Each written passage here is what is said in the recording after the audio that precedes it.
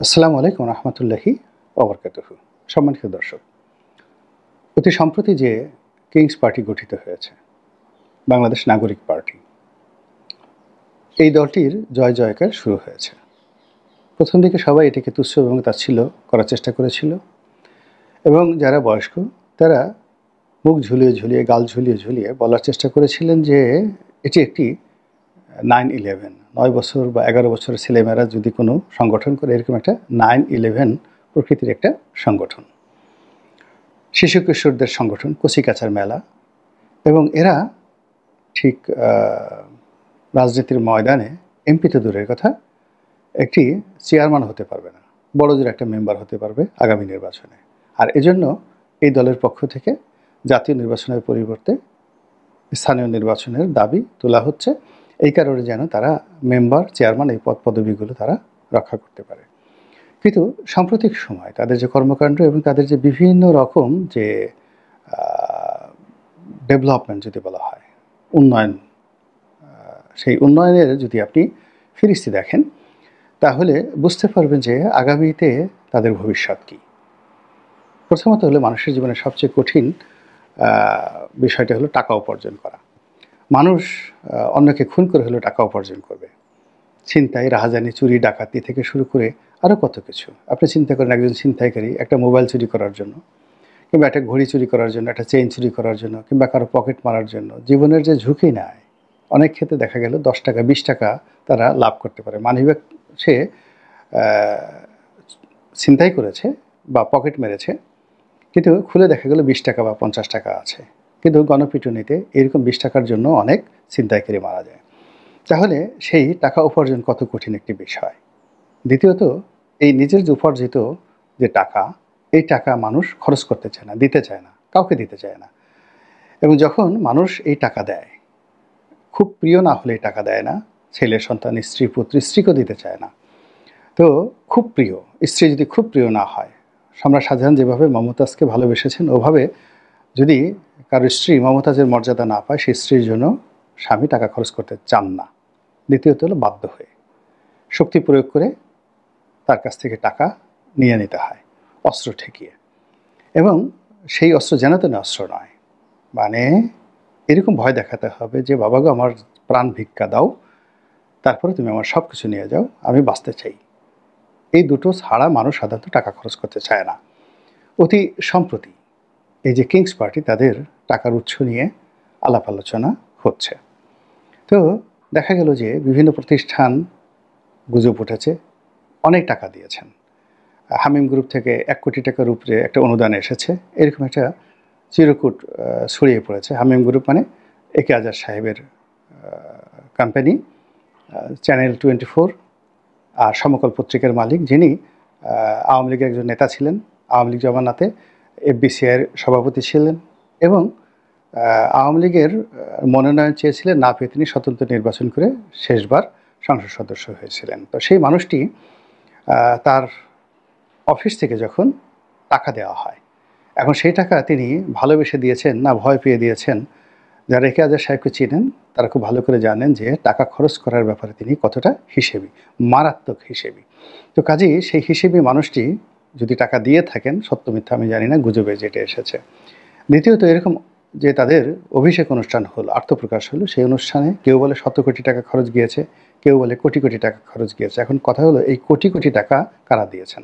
গুজব এসেছে বসুন্ধরা গ্রুপ নাকি 1500 কোটি টাকা দিয়েছে, সত্য মিথ্যা আমরা জানি না।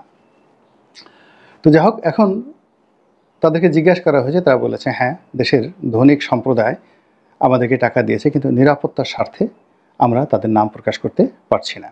তো কাজেই তাদেরকে যারা টাকা দিয়েছেন, ভালোবেসে দিয়েছেন অথবা ভয় পেয়ে দিয়েছেন, যেটাই দেন না কেন, এটি যদি আপনি গ্রেডিং ধরেন, সেই গ্রেডিংয়ে তারা আওয়ামী লীগ, বিএনপি, জামাতের চাইতে শক্তিশালী। আওয়ামী লীগের একজন দাতা দেখাতে পারবেন না, বিএনপির একজন দাতা দেখাতে পারবেন না যে বিএনপির অভিষেকে দুঃসময় 1 কোটি টাকা একসঙ্গে দিয়েছেন। অথবা যে গুজব উঠেছে, বিএনপি বা আওয়ামী লীগকে কোনো দিন কোনো কালে বসুন্ধরা গ্রুপ 1500 কোটি টাকা দিয়েছে, এইরকম কোনো গুজব আসেনি। কী গুজব এসেছে? যেমন তারেক রহমান সাহেবকে একটা প্লট দিয়েছেন, 10 কাঠা না 1 বিঘার একটা প্লট দিয়েছেন যখন বিএনপি ক্ষমতায় ছিল। এটা নিয়ে আওয়ামী লীগ নাড়াচাড়া করেছে। এটা হলো বসুন্ধরার বিরুদ্ধে অভিযোগ। দ্বিতীয়ত, বসুন্ধরা ঘুষ দিয়েছে তাদের কর্মকাণ্ডকে করার জন্য, এরকম অভিযোগ বসুন্ধরার বিরুদ্ধে এসেছে। কিন্তু বসুন্ধরা স্বেচ্ছায় খুশি হয়ে 1 কোটি টাকা 2 কোটি টাকা বিএনপিকে দিয়েছে, জামাতকে দিয়েছে, কিংবা আওয়ামী লীগকে বসুন্ধরা এইভাবে কোটি কোটি টাকা দিয়েছে, এইরকম কোনো দুর্মুখ বাংলাদেশে নেই। এমন কোনো গুজব তৈরি হয়নি। কিন্তু এই গুজব এখন যখন তৈরি হচ্ছে, এটা ধরেন একেবারে ডাহা মিথ্যা, 100% মিথ্যা। বসুন্ধরা ধরেন একটা পয়সাও দেয়নি। কিন্তু যখন এইরকম একটা গুজব তৈরি করা হয়, ইট মিনস যে এই প্রতিষ্ঠানটি, এই পার্টিটি কারোর কাছ থেকে অনুদান বাবদ, দান বাবদ 1500 কোটি টাকা পাওয়ার যোগ্যতা রাখে। They have the ability. বোঝার চেষ্টা করুন। তো সেই দিক থেকে এই যে কিংস পার্টি, সেই কিংস পার্টির যে জয় জয়কার, এটি বাংলাদেশের অন্য যে কোনো পার্টি যারা প্রতিষ্ঠিত হয়েছিল, আওয়ামী লীগ, বিএনপি, জামাত, সেই প্রতিষ্ঠাকালীন সময় থেকে আজ অবধি কারোর নসিবে ঘটেনি।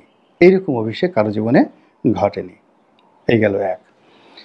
2 নম্বর হলো যে তারা অতি সম্প্রতি একটি ইফতার পার্টি করেছেন।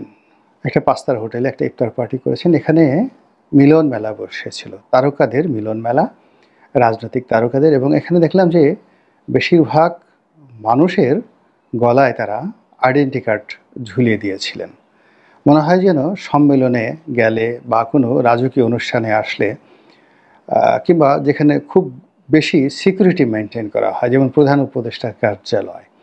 তো সেই কার্যালয়ে গেলে আপনার গলায় একটা মালা পরিয়ে দেওয়া হয় এবং সেটা মাথা মানে গলায় দেওয়ার আগে আপনার সারা শরীর চেক আপ করা হয়। আপনারা যারা ভিভিআইপি জোনে ঢুকেছেন, প্রধানমন্ত্রী কার্যালয়ের ভিভিআইপি জোনে ঢুকেছেন, এটিকে রেড জোন বলা হয়। তো সেই রেড জোনে ঢোকার আগে আপনার সারা শরীর স্ক্যান করা হয়, এরপরে সারা শরীর তল্লাশি করা হয়, আপনার কাছে কোনো ডিভাইস আছে কিনা সব কিছু রাখা হয়। এরপরে চেক করার পরে আপনাকে একটি পরিচয়পত্র দেওয়া হয়, এটি বুকে ঝুলিয়ে রাখতে হয় অথবা গলায় পরে থাকতে হয়। এরপরে আপনি প্রধানমন্ত্রী অথবা প্রধান উপদেষ্টার কার্যালয় বা তার সামনে যেতে পারেন। তো এই হলো সিকিউরিটি। তো এইরকম তাদের যে ইফতার পার্টি, সেই ইফতার পার্টিতেও আমি দেখলাম যে প্রায় সবার গলায় এরকম সিকিউরিটি কার্ড ছিল। এমনকি মাহমুদুর রহমান মান্না সাহেবের মতো মানুষের গলাতেও মালা ছিল। যদিও মান্না ভাইয়ের মান সম্মান মর্যাদা অনেকটা কমে গেছে। তিনি যেদিন সেই 21-এর যে বইমেলার অনুষ্ঠান হয়েছিল, সেই অনুষ্ঠান থেকে যখন তাকে অপমান করে তাড়িয়ে দেওয়া হলো এবং তাকে যখন ঢুকতে না দেওয়া হলো, এবং তিনি সেই বেদনা যখন এসে প্রকাশ করে ফেললেন যে আমি জীবনে এতটা অপমানিত আর কখনো হইনি। তো সেই মান্না ভাই, আমাদের মাথার তাজ মুকুট, তিনি এই ছাত্রদের অনুষ্ঠানে যাওয়ার জন্য গলায় মালা পরেছেন। এটা তো ছাত্ররা তার প্রতি দয়া করেছেন। তাকে যদি সেই গলায় সিকিউরিটি কার্ডের পরিবর্তে অন্য কিছু গলায় দিয়ে যদি বলা হতো এটা পরে আপনাকে এই ইফতারের টেবিলে যেতে হবে, তিনি কি করতেন একমাত্র আল্লাহ রাব্বুল আলামিন জানেন। কিন্তু এখানে দেখলাম যে বেশ কয়েকজন বিএনপির নেতা, সালাউদ্দিন সাহেব ছিলেন, শহীদুদ্দিন চৌধুরী আনি ছিলেন, তারপরে জামাতের আমির ছিলেন, তাদের গলায় অবশ্য আমি মালা দেখিনি। কিন্তু এখানে যে বিষয়টি আমি দেখলাম সেটি হলো যে বিএনপি এবং জামাতের যারা শীর্ষ নেতৃবৃন্দ রয়েছেন, অন্যান্য রাজনৈতিক দলের যারা শীর্ষ নেতৃবৃন্দ রয়েছেন, তারা যখন এই নাহিদ সাহেবদের কাছে আনুগত্য প্রকাশ করছিলেন, তাদের সঙ্গে কোলাকুলি করছিলেন, অ্যাজ ইট ইজ মনে হচ্ছিল যে Nahid is the boss, he is the master, he is মাওলানা। মাওলানা মানে মাস্টার, তিনি মাওলানা, তিনি হুজুর, হুজুরও মাস্টার, মাস্টার মানে প্রভু বা বস। তা আমরা কথায় কথায় যে হুজুর বলি না, হুজুর, হুজুর কেবলা, এইরকম হুজুর মানে তাদের সঙ্গে যখন তাদের কোলাকুলি হয়েছে, মোশাহাফা হয়েছে, তা করমর্দন হয়েছে এবং একই টেবিলে যখন তারা বসেছেন, পুরো সময়টিতে জামাত এবং বিএনপির নেতৃবৃন্দ যে ভাষায় কথা বলেছেন, তাতে এই ছাত্র যারা নেতৃবৃন্দ রয়েছেন, কেবলই মাত্র নাহিদ ইসলাম নন, তার সাথে সাথে আরও অন্তত 10 জন সিনিয়র নেতা রয়েছেন, তাদের আই কন্ট্যাক্ট তাদের বডি ল্যাঙ্গুয়েজ সব কিছুতে মনে হচ্ছিল যে তারা মেরে আকা, মেরে মাওলা, মেরে মেহবুব, মেহবুব তারা বলার মতো অবস্থা ছিল না, মেরে আকা, মেরে মাওলা, হে আমার মালিক, হে আমার প্রভু, হে দয়াময়, কিংবা আপনার উপরে আমাদের অনেক কিছু নির্ভর করে, দয়া করেন আমাদের প্রতি, মাওলানা, ইয়া মাদ্দা জিল্লুহুল আলী। এইরকম শব্দগুলো অন্তরের মধ্যে বোধহয় তবলা বাজাচ্ছিল। অবস্থার দৃষ্টি কিন্তু সেই রকম মনে হচ্ছিল, এবং তারা ইফতার খাওয়ার চাইতে কথাবার্তা বেশি বলছিলেন। এখন এই নাতির বয়সী ছেলেদের সঙ্গে তাদের এত কথা কিসের, যেটা আমি বুঝতে পারি না। কিংবা এই নাতির বয়সী ছেলেদেরকে তারা এইভাবে বুকে লাগিয়ে দীর্ঘক্ষণ তারা যেভাবে জড়িয়ে ধরে রেখেছেন, এটা আমার কাছে বেশ উপভোগ্য মনে হয়েছে। যে সিনাই সিনাই এরকম একটা মিল থাকা দরকার, শরীরের রক্তর সঙ্গে রক্ত, গরমের সঙ্গে গরমের এরকম একটা মিল থাকা দরকার। তো এটা দেখে আমার কাছে মনে হয়েছে কিংস পার্টি তারা সফল, 100% সফল। দ্বিতীয়ত হলো যে খাবার টেবিলে যেখানে জামাতের আমির বসেছেন, তারপরে অন্য ইসলামী যারা নেতৃবৃন্দ বসেছেন, তো সেখানে দেখলাম যে মাথায় ওড়না পরেননি এরকম রমণীরা বসে আছেন। এটা অভাবনীয়। জামাতের জিহাদ, জামাতের কুল্লিয়াত, জামায়াতের সেফায়েত, তারপরে জামাতের যে সমস্ত তাহজিব রয়েছে, তমদ্দুন রয়েছে, এর সঙ্গে তার সঙ্গে খেলাফতের যে রাষ্ট্র কায়েমের যে একটা আকাঙ্ক্ষা রয়েছে, তার সঙ্গে সেই ইফতারের মাহফিলে যুবতী নারী সেই বসে আছেন, মাথায় আজান দিচ্ছে, মাথায় কোনো কাপড় নেই, ওড়না নেই, সারা দুনিয়া মেনে নিতে পারে। জামাত এটা যে প্রথম মেনে নিয়েছে, জামাত যে কত